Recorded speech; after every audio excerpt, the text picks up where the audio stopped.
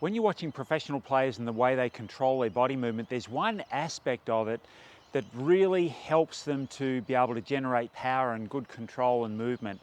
And that's the ability to dissociate the movement between the hips and the upper body. Hi, I'm Peter Knight, and I've created this channel, Peter Knight Golf, to help you play the best golf you possibly can.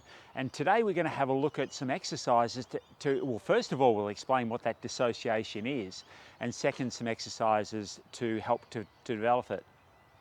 I'll use these clubs as sort of a bit of a prop. It makes it a little bit easier to sort of understand the movement.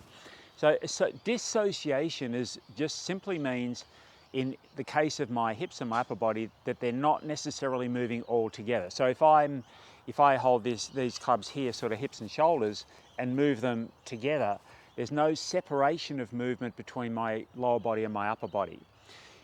In a golf swing, I need that separation. So let's say in the backswing, I rotate my upper body double the amount that I rotate my lower body. So as I'm going back, you can see that my upper body is rotating at a faster rate.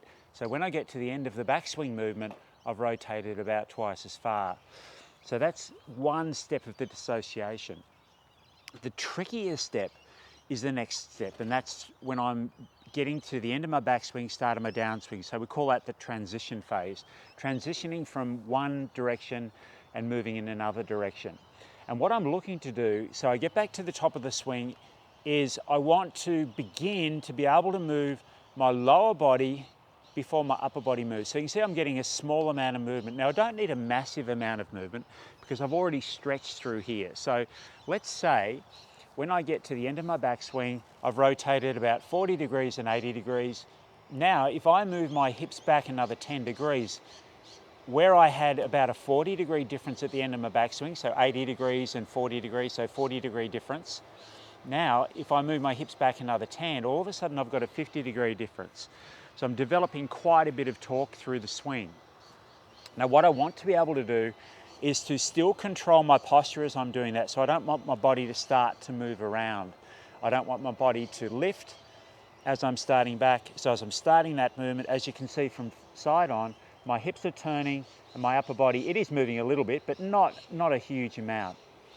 So if I practice this movement really slowly, I go back, and so shorter than normal backswing for the moment, then just start to get that sense of that lower body moving. You can see my lower body's turning and it's starting to move toward the target a little bit. And then my upper body will follow. Now the key here is I'm not trying to drive my upper body movement. I'm letting it respond to what's happening with my lower body. So low level of effort, low tension, and very low speed to start to get the feel of that movement. Now, a couple of things that we can do to train this. One is to set yourself up and without moving the lower body at all, just start to rotate the upper body in both directions. So it's not a strength movement, it's purely a control movement. If you find this is difficult, then start off by sitting down. Sitting down isolates your hips, they're not going to move, and then if you're sitting, you'll be able to create that motion. Then do the hip movement without the upper body movement. So from here, I'm letting my hips turn without my upper body turning.